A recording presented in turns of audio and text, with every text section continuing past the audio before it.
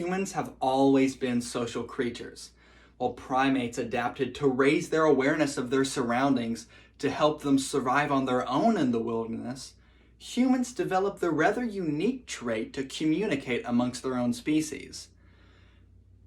These skills allowed us to form our first tribes and villages, exchanging resources and relying on each other to survive.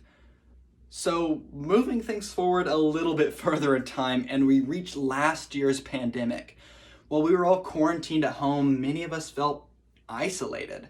Not being out there in the world for months at a time can really make us question our sense of self. And not having our friends to rely on for assistance can make the journey pretty difficult. But friendships are a tricky thing on their own because sometimes friendships can be pretty toxic and only serve to worsen our mental state. So that raises the question, is it better to be yourself but have no friends than to be like your friends but have no self? While we often hear to stay true to ourselves, accomplishing that is easier said than done. So to solve this perplexing problem, first we must notice how our identity is really shaped by others, then see what the role that our friends play in our lives should be. So, while we may want our identity to be a mix of our own accomplishments and aspirations, the reality is that a large portion of ourselves is formed from an amalgamation of those who have an influence on our lives. Like I said earlier, humans are social creatures. We've always been, and because of that, we've developed a cognitive mind.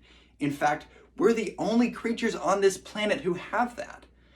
And that has led, having our social abilities and our cognitive mind has led to everything we've created. Our cities, all these different discoveries, going to the moon is all resulted from that. And now we live in the age of the internet where everything is easily accessible. So the social experience is kind of lost in a way. Yeah, sure, sometimes we can talk to our friends, but it isn't always necessary. Sometimes our thoughts and ideas can be developed just by reading an article online. But does that mean that it's completely better to be yourself and still have no friends?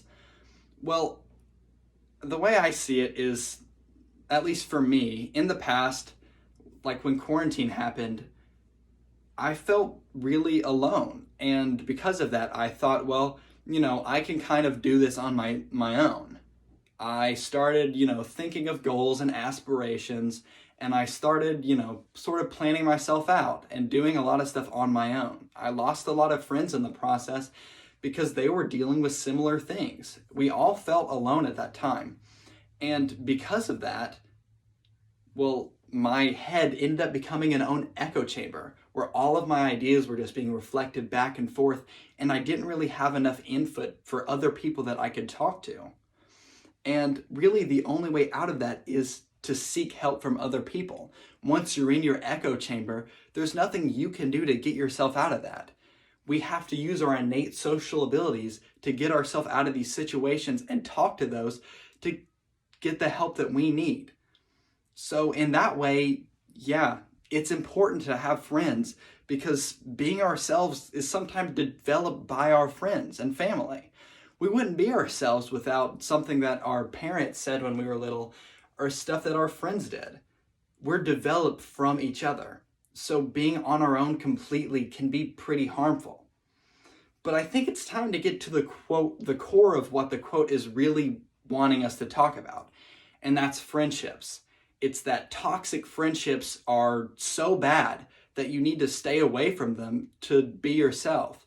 Because if you aren't being yourself, then you're just feeding into this toxic thing and it's manipulating you and changing you, which I think is really valuable for a lot of people.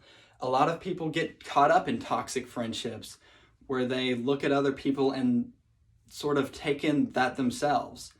They start losing themselves. They have no self because they're just completely determined by their friends' actions. And their identities are basically an echo chamber of what these other few people are saying.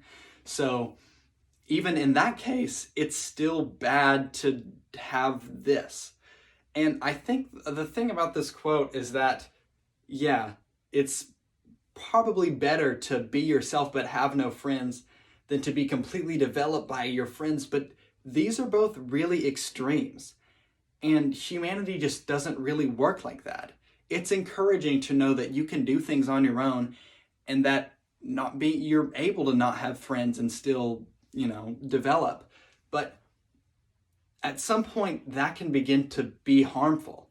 A lot of people can't easily make friends. So it isn't easy to just go out and make friends to help, solve your mental state. And that's where it comes to us, where us who feel more comfortable need to reach out. We need to be kind and lend a hand to those who need it. Because not everyone can make friends, whether it's a disability or not, because it's really a balance. You need to be able to balance yourself and your own thoughts and having friends. Being completely isolated or completely developed by other people is always harmful. So it's up to us to make a difference. We need to find when people are feeling bad or are alone and offer a helping hand, because sometimes that's what people really need.